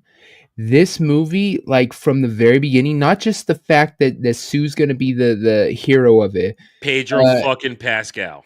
Yeah, it is so geared towards the girl kind of mentality. The colors, the baby pastel of it, the like I said, her being the power, him using Pedro Pascal, which they're still trying to push him as daddy and crap like that, or whatever the hell he's supposed to be. Literally, they are focusing on women with this, and women don't want to go see superhero movies. For the majority, there are women who enjoy superhero movies. We got a lot of them in our freaking group, but most of them don't, and they're sure as hell not going to go without their boyfriends or their significant others. And guess what? Dudes don't want to see it. There's not even one iota of anything in that has interested me, including Ben Grimm, because the character that in the movie that he's playing, that one clip of him doing the cooking made him seem so lame. I don't even care about that. This is not a good Ben Grimm. It's not. Yeah. He's like, all right, we're cooking it. This is not the guy from the Bronx or Brooklyn. Yeah. It is so woman oriented that it is the most unappealing superhero movie I've ever seen. I would literally would be more interested in seeing Captain Marvel, the second one, than this. And that says something, because I didn't see the first one. I wouldn't see the second one. I'd rather shoot myself in the foot. I saw the first one. You sick man. I didn't want to. Look at all those voices. I didn't want to. He thought he was getting the porn version. He's all, God damn it, no one had sex. What the? No. I'll explain another time. All right. But yeah, this literally from the very off point, this movie has said, don't come see this because you ain't interested. And I don't see it getting any numbers when it's, like I said, only women who might want to see it. And like I said, there's just not enough of them. And it's the enthusiasm factor. You're exactly right. There's no enthusiasm for anything MCU, and especially this movie. So, and going forward, everybody knows, it's common knowledge right now, they're filming Doomsday in England. They don't have the third act finished. It's not written. They're filming a movie with no ending. When anybody with a brain seeing where they're going, how can you have a movie filmed with no ending when we know what you're doing, having Secret Wars be next? We know you're going with Doom World. So why don't you just transition into that? So it's all disaster. Nobody cares. So you're right. Baby Steps could very well come in still third, because you could have an anemic domestic combined with an anemic international. And we'll have to wait and see. We'll know in a week and a half, exactly 10 days, July 24th. Well, actually, probably more July 22nd, July 23rd, early previews. So we're less than 10 days away from Baby Steps getting out there and people reacting to it. And shit like this, which is pure fucking fake fan stand schmaltz. This is not masculine at all. These are... And say what you will about Reed Richards, your distaste for him. Reed Richards himself is still, the actual character is masculine. He is a smart man, a brilliant man. I may dislike how he does it, but he does save the world. He cares about his family, and he can fight. He can stand up there and fight a guy like Dr. Doom with both strength and brains. Well, he has power. He's indestructible too. Yeah. I mean, oh yeah. I don't think he's made of plastic, but he just stretches. I mean, it's hard to. I don't know exactly how to quantify his stretching powers versus other stretching characters that I know about. I don't. He can take the beating, but listen. He's up there. He's a hero. He's a man. Right here, Pedro Pascal is not masculine, and I'm one of the outliers. I didn't find David Corenswet to be very good as Superman. I didn't like it. I'm an outlier. A lot of people like the performances. They just said they had nothing to work with. I didn't like 95% of the performances in that movie. Point is, this is not a picture of masculinity here. This is drawn by somebody with very low T. Art by @JustRalphie. Well, @JustRalphie, I'm going to call up the Man Squad, and they're going to come collect your man card because you've lost it with artwork like this. No man in his right mind would put this out here, especially to put Pedro Pascal on any sort of masculine pedestal. I'm going to call you gay. It is kind of gay, dude. It is very gay. So the whole idea of the thing is gay. There's one. Go ahead. there's one thing we kind of glossed over that needs to be pointed out. The foreign market being so low on Superman, and yet remember they changed the tagline to try to suit that. It's not truth, justice, the American way. They changed it to truth, justice, and what was it? Human way. Human way or so. Yeah, But they yeah. didn't even utter that in the movie. That neither of those lines are in the movie. They didn't even Oh, have the for adjusted real? one in there. Yeah, the adjusted one isn't even in there. Yeah.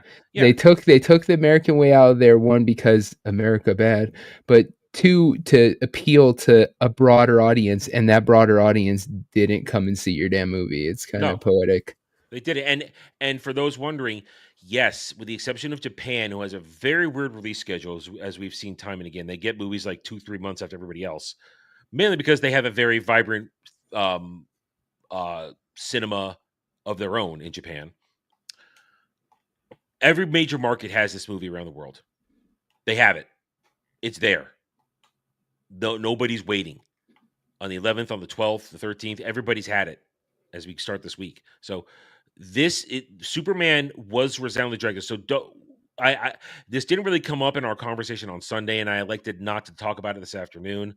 But I will say, do not every single show media trying, oh, Superman flies high with 225 million worldwide gross. Oh, it's standing tall. Oh, it's the biggest Superman biggest superhero movie of the year that. No, it's pathetic. It's just freaking Superman. One of the 3 most iconic superheroes in history, next to Spider-Man and Batman.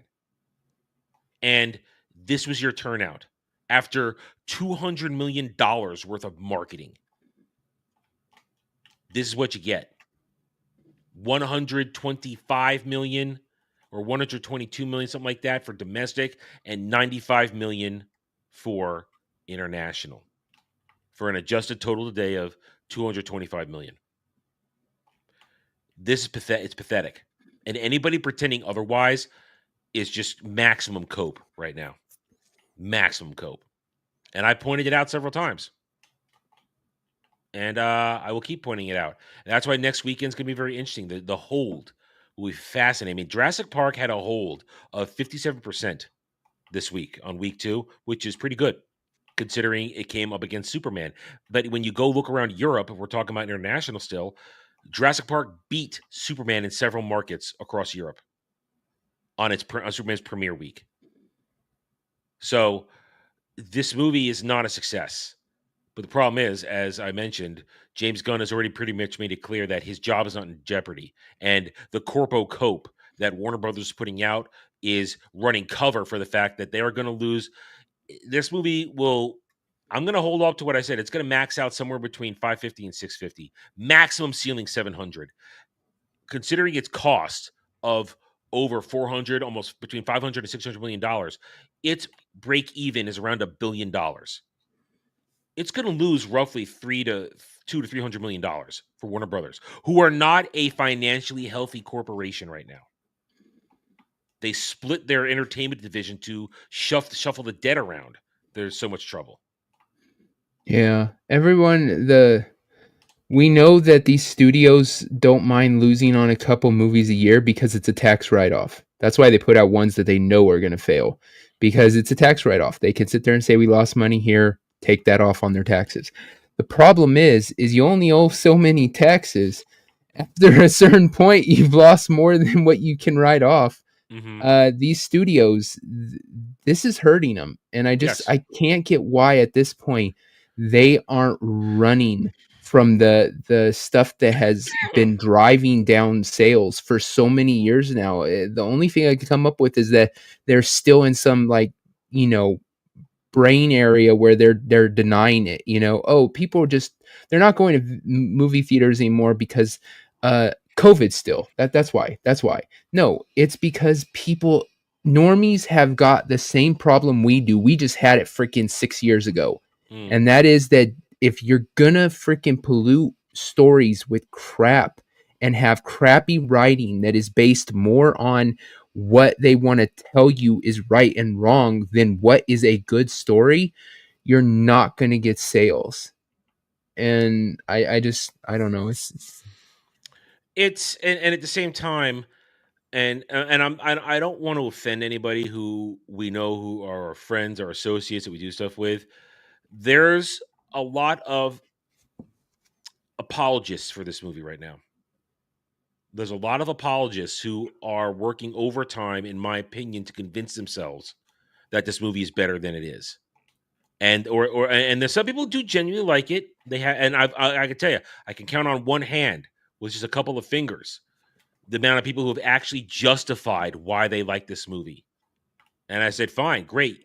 You've actually given me answers to questions I've been asking for several days now, but I still think you're wrong and I disagree with you. But thank you for at least actually voicing instead of telling me, oh, it's comic booky. Oh, it's colorful. Oh, it's this. Instead of just give me excuse or oh, this went so hard. I mean, right now, one of the things that bugs me the most as we come away from Superman is the already off the charts simping for Millie Alcock's Supergirl. Mm. Listen, she doesn't look like, at least she doesn't look like a 15-year-old girl anymore. Now she's in her mid to late 20s. Finally, she doesn't look like a child to me. But still, with Supergirl is not a fucking drunky slut as portrayed at the end of this movie. And they're portraying that because they're going off Tom King's Supergirl, who was angsty and, oh, she had a rough childhood. James Gunn came out and said today, oh, our Supergirls, she's had it rough, much rougher than Clark did. Oh, so she's got a different story to tell. And you've got these fucking fake fan stands running around saying, I'm so glad we don't have just a gender-swapped Superman with the upcoming Supergirl because that's so boring. We want her with all this stuff. And I realized, you motherfuckers only read Tom King, didn't you? You didn't actually grow up with other iterations of Supergirl who is hopeful, who aspires to be like her heroic cousin. Hot take: the best one died in Crisis on Infinite Earths back in '85. And she wasn't even Kryptonian. She was a construct made by Lex Luthor in a parallel world to destroy Superman. The shapeshifter? Mm-hmm. Yeah. That best Supergirl ever. Yeah. The thing is, I don't even think they read that one. We've established they don't read any of this. They like her because she's more of a rebel. And, it's more about her attitude than about them knowing anything about Supergirl. Mm-hmm.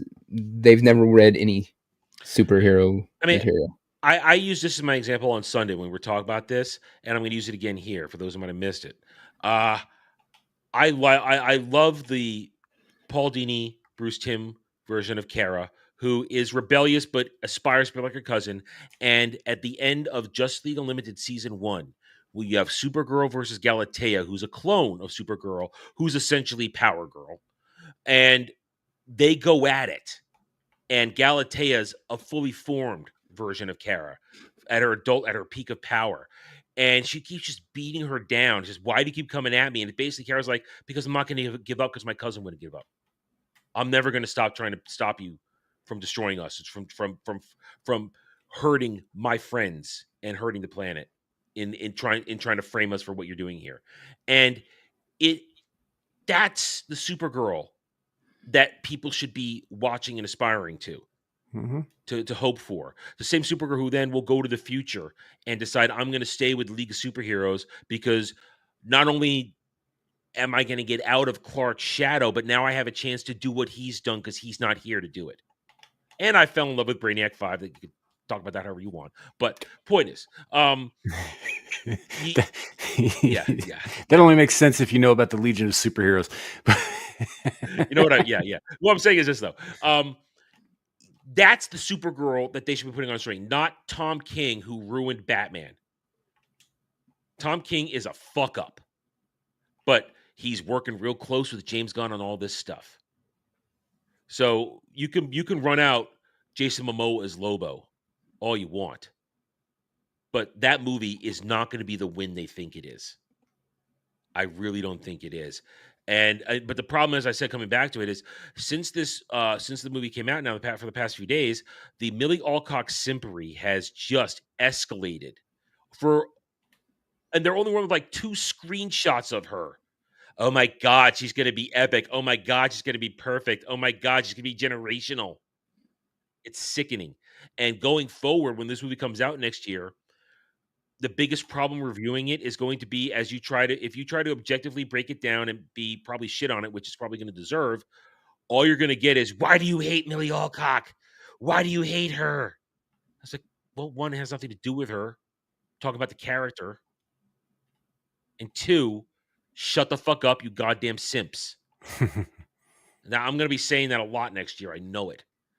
I one stream I was on, I once said, I'm not really that much into Millie Alcock. I don't have faith in her being Supergirl. Oh, man, the chat turned on me fast. Oh, man, did they turn on me fast. They were not happy when how dare you talk bad about her? What? She's never going to touch your penis, dude. Just accept that. Jerk off all you want. She ain't going to touch your penis. So stop simping. Same reason I don't simp for some of those OnlyFans chicks who do cosplay. It's like, yeah, you know what? They're super hot, super fucking great. But you know what? A couple of them are married, and they're never going to touch my penis. So I'm not going to simp over them. All right? I'm being real about this. So I hate simps. And what we're going to get now, going forward with this next DCU run, it's going to be spearheaded by simps. And I wonder if those who are apologists for Superman are going to be able to differentiate between good and bad in any of this stuff going forward. Because I don't know. I mean, to his credit, yesterday, Dre said, I hate this movie. And the only way I enjoyed it was to turn my brain off and look at pretty colors. And I called him being Downsy Dre for a little bit on that. He's like, yeah, I had to be retarded to enjoy this movie. And once I became retarded, it was fun. But the more we made him think about it, he went back to hating it. So I don't understand the love for this movie, because it's I'm going where I shouldn't go. Watch my review. People want to understand what I'm talking about. But combine all this stuff, Fantastic Four, Superman, a lot of money is going to be lost this month. A lot of money. And you know what? Good. I want all these assholes to lose money, because I'm going to make content off it and make more money. Hell, I guarantee, even with my piddly ass little channel of 4,000 subs, I have probably made more money on Superman than Warner Brothers will. I can honestly say that.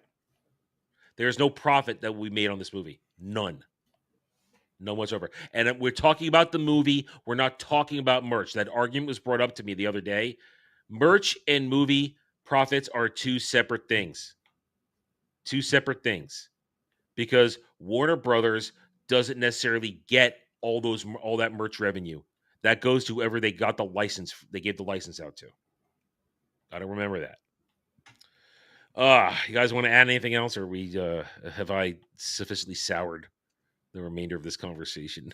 No, yeah, no, it is what it is, man. Look, Yeah.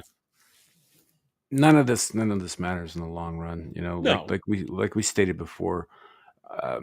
If this Superman movie didn't do well, and it appears to be doing okay, I guess, but I mean, by comparison to where they planned it to be, anyway, it's not doing great. But no, look, if it doesn't perform well, if it leaves a sour taste in people's mouths, you know, like James Gunn's DC is dead. It just doesn't know it yet. Yeah, it doesn't go forward. Like earlier, you were talking about where they're going to fit Martian Manhunter, and the only place I can think of that would make any kind of logical sense, right, would be that he pops up at some point in that Green Lantern detective Lanterns show. Beginning next year, and that's 50-50. Yeah. It can either be really good or really bad, and it all depends on how they treat Hal Jordan. Right. And it's not going to be about how. I mean, like, he'll be in it, but. Well, my biggest fear / prediction is they're going to use Hal Jordan to elevate Jon Stewart, which is completely unnecessary. Right, because Jon Stewart's a great fucking character in his own right. Yeah. You know. Yeah. So yeah, in fact, all of the Lanterns except Guy Gardner were good characters. But Nathan Fillion Guy Gardner was pretty good. He was complete asshole dick, and is like, "Yep, I'm okay with it. It's completely fine." I had a big problem with how they used the projections for the constructs in the movie. It was just done all wrong. Yeah, all wrong. There was no connective stream to the ring. It just didn't make any sense. It's like, James Gunn flips through things and says, "I'll do this," without knowing anything works. That's James Gunn to a fucking T. All right, let's pull this down. All right, let's jump to my article. Same vein, different IP. Now, for years, we have been told that there's a plan for Disney Star Wars. There's a plan for Disney Star Wars. Don't worry. Rian Johnson still has his trilogy. Well, old Roundhead did an interview last week, and he reveals he never made an outline or a treatment for his trilogy. All very conceptual. How many years did we listen to the shills like Star Wars Holocron, all of them, Constell's upcoming projects, and among them, Rian Johnson's trilogy. And here he fucking actually says, nothing really happened with it, he tells Rolling Stone. We had a great time working together, and they said, hey, let's keep doing it. I said, great. I would kick ideas around with Kathleen Kennedy, Lucasfilm's president. Short version of Knives Out happened. In short, Knives Out happened. I went off and made Knives Out and was off to the races, busy making crappy murder mysteries. It's the sort of thing, if down the line there's an opportunity to do it or just do something else in Star Wars, I would be thrilled. But right now, I'm just doing my stuff and I'm pretty happy. And that was it. So it was never real. Yet for years they told us it was. And this is and I'm bringing this up because of the theme I want to talk about that I've been actually harping on for a few weeks now, surrounding Superman shill propaganda. You know how you don't say you don't hate the government enough, you don't hate so-and-so enough? You don't hate shills enough. You don't. Because they're all fucking liars. All of them. Fucking liars. And I really hate liars right now. I have a recent experience with some liars, and I fucking hate lying. And I'm not talking the white lies that we all tell in casual conversation to make sure our social structures don't fall apart. I'm talking flat out lying untruth. And I see this, and it just makes me laugh that IGN itself was probably guilty somewhere of going, we can't wait for Rian Johnson's trilogy. We're told it's going to be great. Never going to happen. Disney Star Wars, just in comparison to everything else, to bring back around to this, just like all these other things, they have no fucking plan. All these things announce things, do nothing with it. It's just an example of the failure of all these corrupted, poisoned, cancerous entertainment corpos who got a hold of things we loved, handed over to people who weren't qualified to make movies or write for these things, direct them, and just sat back and watched them be destroyed, and then told us flat out lies to satisfy these tiniest of stan bases that don't do anything. Well, so how do you go ahead? I was guys, how do you guys feel about hearing this? it doesn't surprise me. I mean, it definitely wouldn't be the first time that like the studios have like completely lied to try to gin up fans. I mean, but it to me it's more surprising that with how much he pushed it, because what then he, if I remember correctly, because it's been a while since I've even heard from the dude, wasn't he talking a lot about it? Wasn't he seen there saying that he was all excited for his trilogy coming up? That was Taika Waititi. That was Taika Waititi who would always ask, I'm excited to do this. And Roundhead would always say, yeah, we're working on it. It's still out there. You know, he never quite denied it. But you see this, and for me, it's all about the continued deconstruction of what you love in favor of pushing it to people who don't give a damn. And I see this, and on top of the fact that you tell people lies for years, and in the end, their lies fall apart, and there'll be no repercussions for anybody that push these false narratives. That's what pisses me off. They continue to tell lies or pretend that things are great. That Disney Star Wars isn't a complete fucking failure. And we're left with this shit. So, I mean, there's not much to say about this other than I laugh at it, but it's painful reality that people forgave this for so fucking long that here we are. And I hate it. I hate it. I hate the lying. That's my core thing. I hate the fucking lying, and no one's gonna be called out for lying. I hate it. I hate it. Not much to talk. I didn't think there'd be much for it. I just want to bring it up, see what you guys thought about this. Because it's kind of a nothing burger story, but it's a cap, and it's just another notch in the failure of Disney Star Wars and how much they mangled it, and how everybody who praises Rian Johnson, oh, we're getting this trilogy, just pushed a lie. Makes me sick. Yeah, especially with Disney, so many of their things are lies. Like they have so many that they put on the table of, this is in talks, this is going to happen, this is, and about 80% of it never does. And the stuff that does, we really, really don't want. But yeah, it's always hit and miss with them when they're talking about their future projects and will they come about or are they just bluster? They're real bad about that. They're at Disney. Yep. Yeah. Well, it's all about just faking it for them. It's about, oh, we're gonna get this to you guys. We have this big lineup of stuff, and just because something gets announced doesn't mean it's going to happen. And that's something we've learned about a lot of stuff lately. Just because something gets announced doesn't mean it's going to happen. Yeah. Look, this is the same energy as the Snyder Bro shit. It's the exact same energy as the Snyder Bro crap. And like, because I've been seeing a lot of this shit regarding the previous topic. A lot of people coming out saying like, "Oh, well, I guess Man of Steel doesn't seem so bad now." No. You guys are looking at this all fucking wrong. Different kind of sins. Different. It's like that they were saying about the prequel trilogy. Oh, it doesn't look so bad now. No. Still shit, just less shit than this shit. Right. And this kind of like, Rian Johnson's going to come out. I was like, did you not watch the movie that he did for these guys? Because it was pretty bad. Dude, could you imagine? But see, the thing is they have been saying from the beginning that Snyderverse will not be brought back. It's the stands that are sitting there pushing it and wanting it so bad. Could you imagine if the studio came out and lied to him and said, we're giving more to the Snyderverse, we're bringing it back, boys? Every single one of those Snyder Bros would be bricked for a month.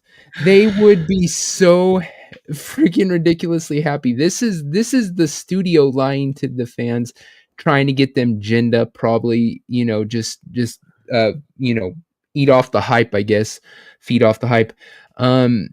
But yeah, like I said, the studios haven't done that to the Snyderverse fans. If they did, we would see it just like a simultaneous ending for all the Snyder Bros in at once. Just so yeah. Somebody get the towel. Yeah, a lot of towels. Yeah. So yeah, I just wanted to bring this up because it's both amusing and, like I said, for me it hit home that the lying really pissed me off. Now, Devil's got one more thing here, which kind of ties into a topic I touched on earlier today during Daily Dive. This is a little horrifying. What Devil has shared here, it's a little scary. And it's also a little funny when you look at them all side by side. The upcoming Harry Potter cast and their previous versions. Some of these things are not like the others. There is not one in all of the castings that I prefer over the original. Like they all look bad. Well, we did get a look of the new kid with the glasses on, and he looks like Harry Potter. I thought the haircut was very poorly done. Dude, him and Ron, I think they both chose it with them. They chose both very effeminate looking little boys, and I think they did that on purpose. Both of them look like fucking girly little bitches. Well, I have it right here. I still have it right here. Ron kind of always did. Let me bring it. I still have it. I think I still have it in my trash can from the thumbnail I made earlier today. I'll bring this down. But as we do that, the reason I brought this up again, one, because that AI artwork there is kind of creepy looking, but at the same time, they did announce production started today. Yeah, here it is. I still have the picture.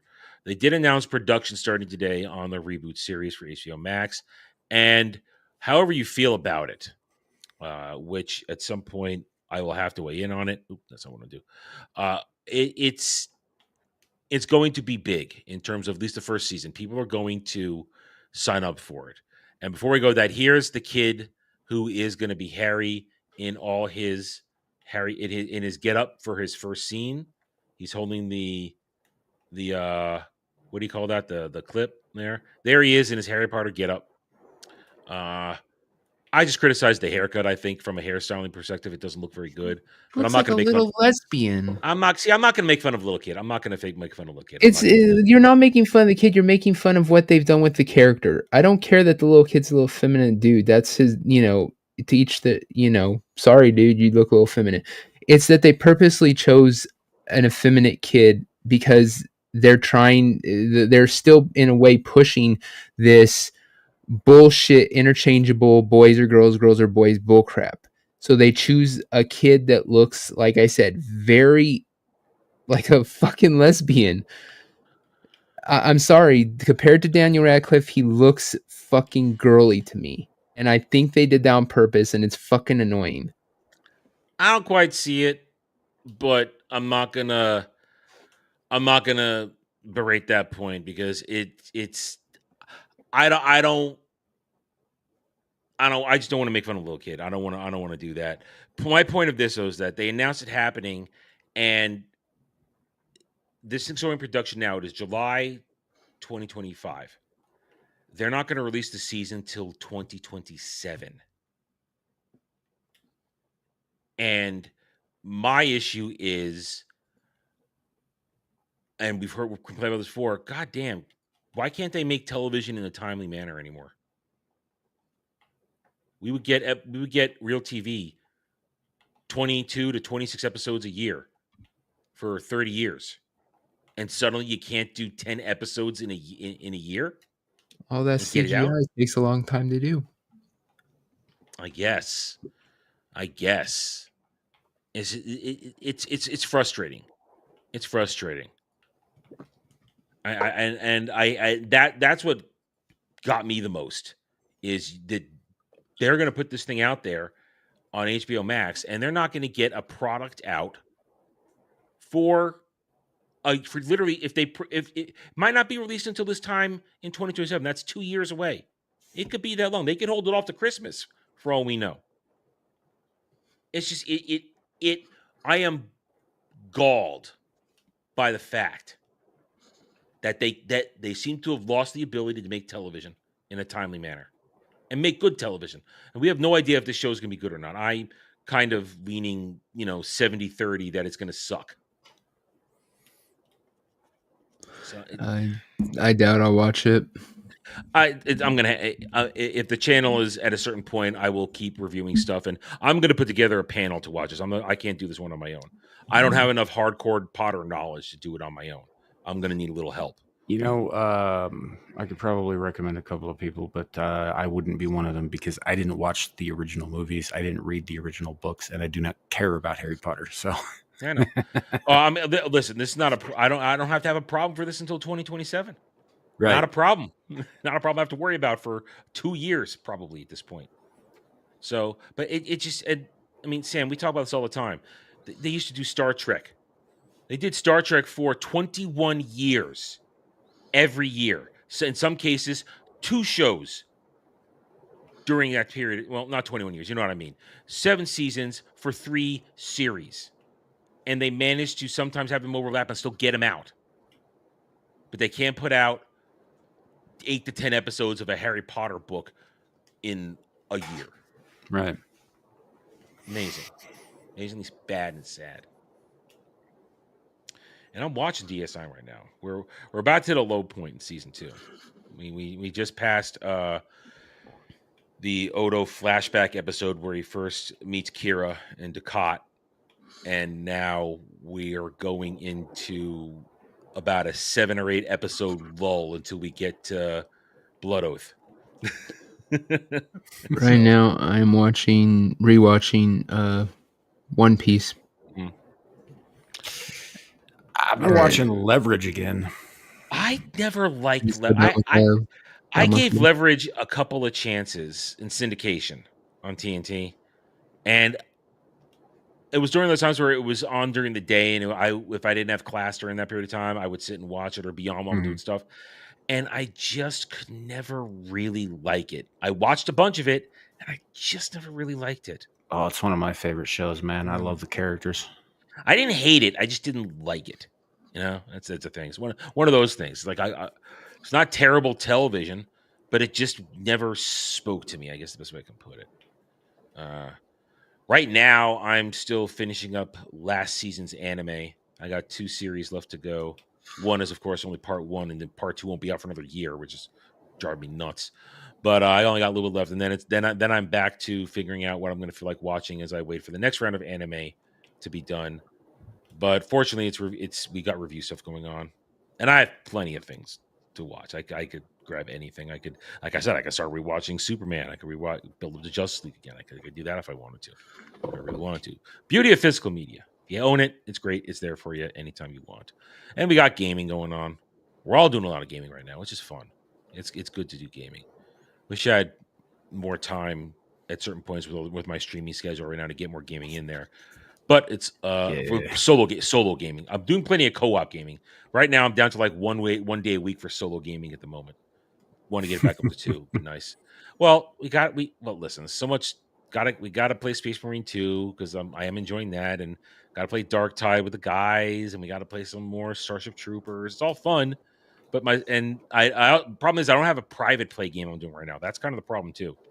I don't have anything private play going on. I have one game still on the shelf that I would have designated for private play, but I'm not sure I want to start playing it, is the thing. I don't know if I really want to start getting into that.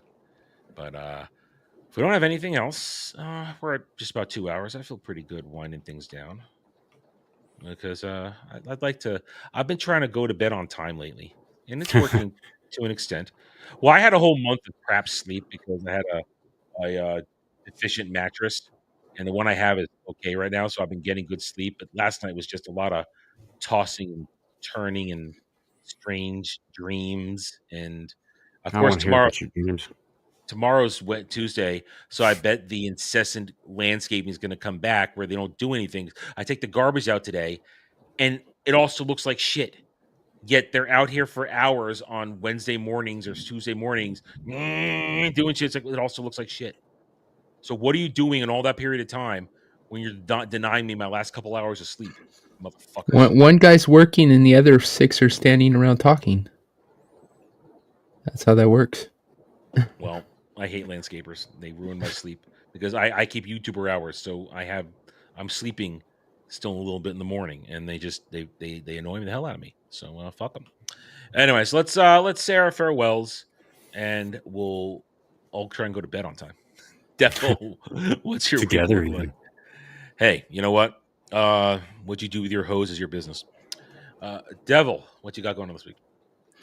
On Wednesday, new episode of Make Me a Sandwich.